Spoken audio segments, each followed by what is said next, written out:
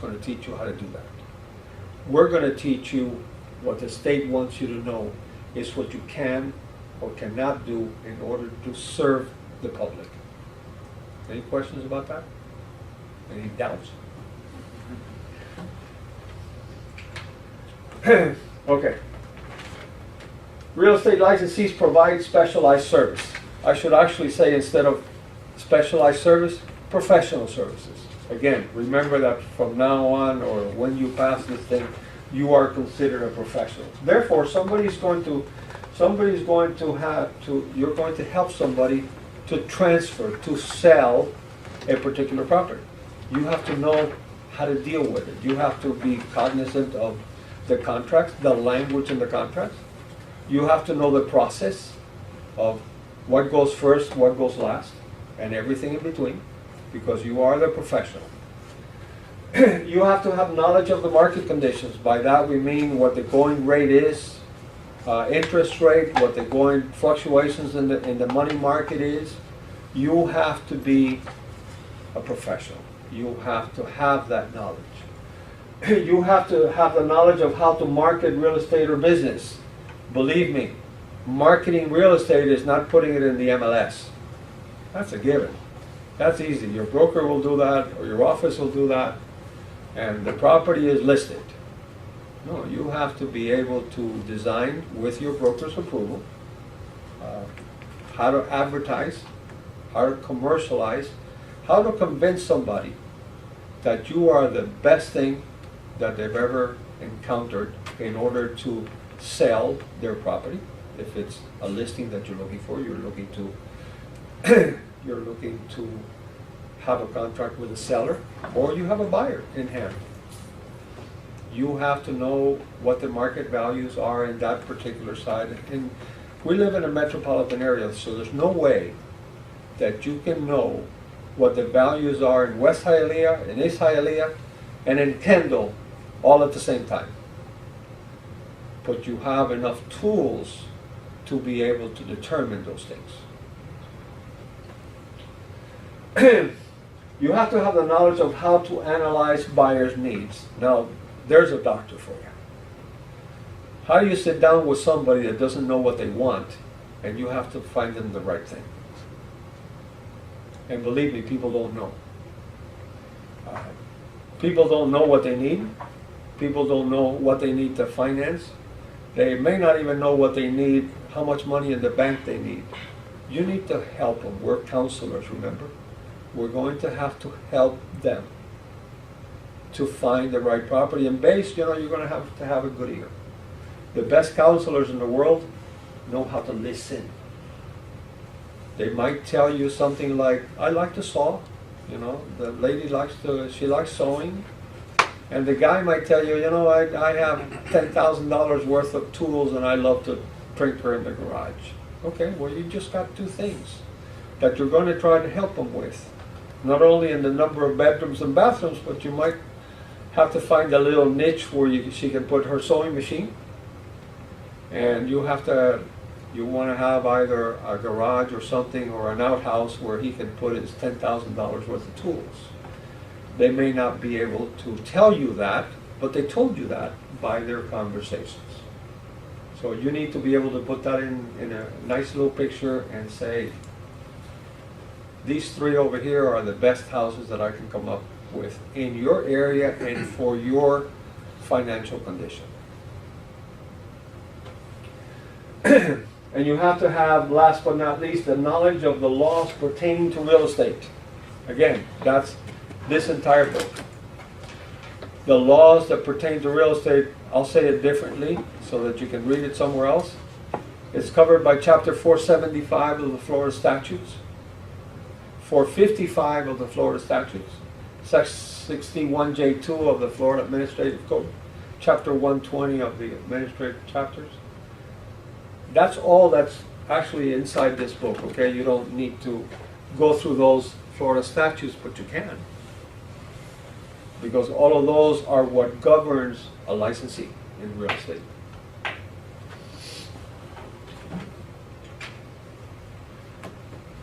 What is real estate brokerage, first of all? Well, I did say, this office. We put buyers and sellers together. We put owners and tenants together, or at least we try to. We put developers and buyers together. That's our business. That's how we make our money.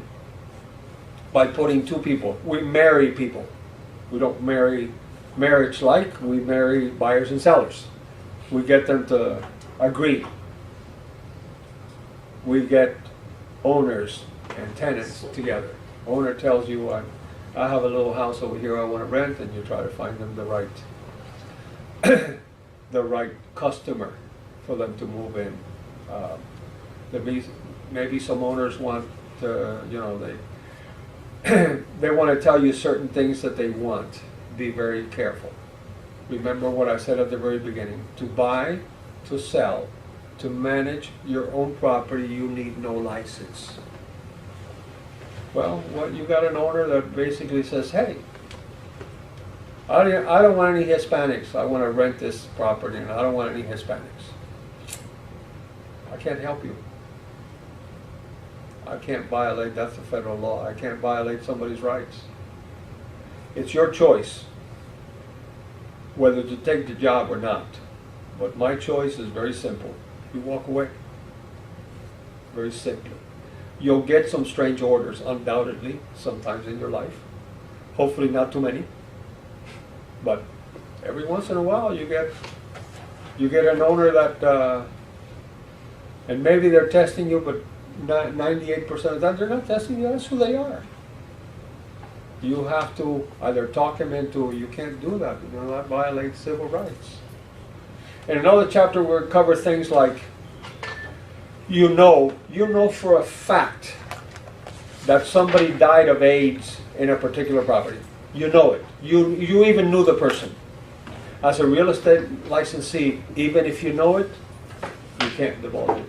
You cannot say it. You cannot agree to it. You have to say, if you're very concerned, go to public records, go to the police department, try to get whatever police records they may have.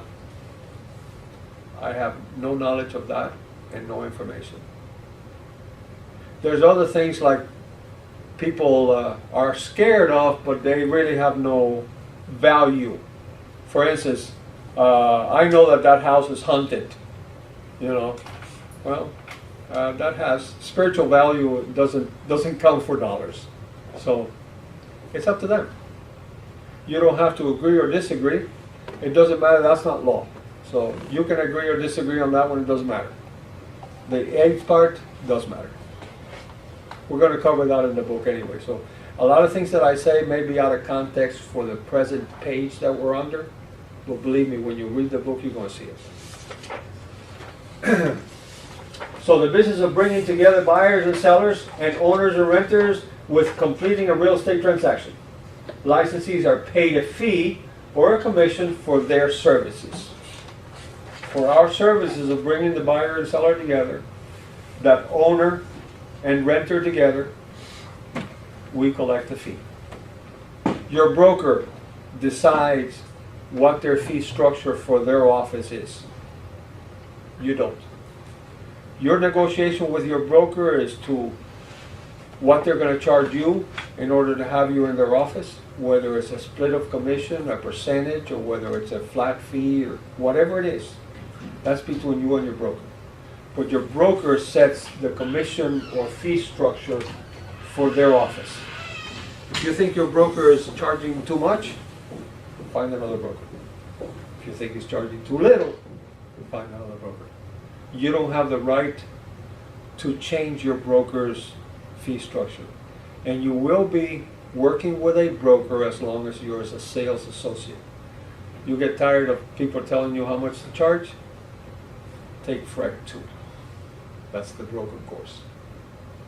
Then become a broker, then you can dictate anything you want. You don't have to work for anybody else.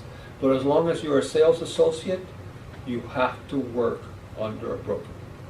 Any questions or doubts about that? How long is it going to take you to take the broker's cover? You have to be active for at least 2 years.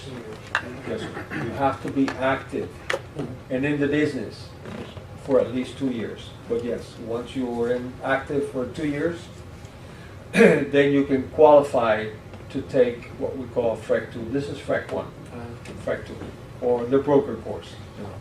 Like this is the sales associate, and by the broker course is longer. This is 63, that's 72, of course. By the way, if you haven't read any part of your book, we're constantly going back to school. For instance, and this is also part of your career. You're going to take 63 hours as a pre-license. Once you get your license, and for the next 18 to 24 months, it's your first license period, you're going to have to take another course. It's called post-licensing, 45 hours. Okay? If you don't take that course during your first license period, 18 to 24 months, and you'll find out why we say 18 to 24 months, believe me, then you lose your license. So it's gone. There's no excuse other than you were sent to Afghanistan or you died. And you don't need it anyway. But if you're sent out of the country by the military, you have an excuse. Other than that, there are no excuses. You have to take post-licensing after your 63 hours. And then after that, from your second license period on and forever, you're going to take 14 hours every 2 years. That's real simple, you know. This school might have the 14 hour. You sit in the class and you cover the material. If you go to class, there's no test. If you take it through distant or online, there is a test. They want you to spend the time. So you have to, now, after 2 years and you can prove that you've been in the business, now you can qualify for FREC 2. You want to be a broker. Okay. Now you take a 72-hour course. And during your first license period as a broker, again, 18 to 24 months from when you became a broker, you're going to take another course. Post-licensing for brokers, and that's 60 hours. And then, from the second license period and forever, 14 hours every 2 years. They want you to keep abreast of the laws, and essentially, every year, our legislature changes something. It may not be a real big deal, but you need to know. And the way you are told is through the courses that you'll have to take in order to reinstate your license, or renew your license, I should say.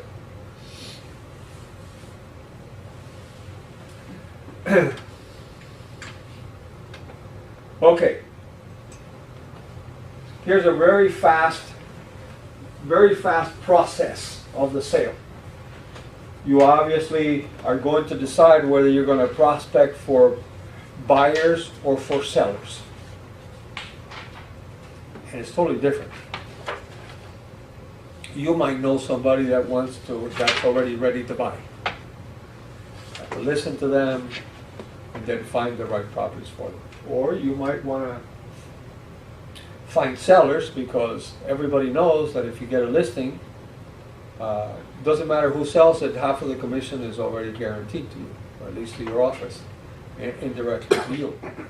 So depending on your company's policies or your broker's policies, they may like for you to go after sellers or buyers. But in either case, you prospect for. If you work for the seller, then you're going to prospect for buyers. If you work for the buyer, then you're going to find properties that are for sale. And by the way, for sale by owners, don't pay commissions. They have to be represented by a broker. However, you can always knock on a door. You can always knock on a door and ask that seller, hey, if I bring you a customer that will agree to buy your house, will you pay me a commission? Now, at that point in time, your broker may or may not have given you instructions as to what commission they're willing to accept, since you didn't really spend any money on marketing, you didn't spend any money on advertising. You actually walked and spent gas, and your broker may say, hey, take whatever you can get, just give me my part. Or they might say, look, we don't like doing that. Don't do it because it's a waste of time.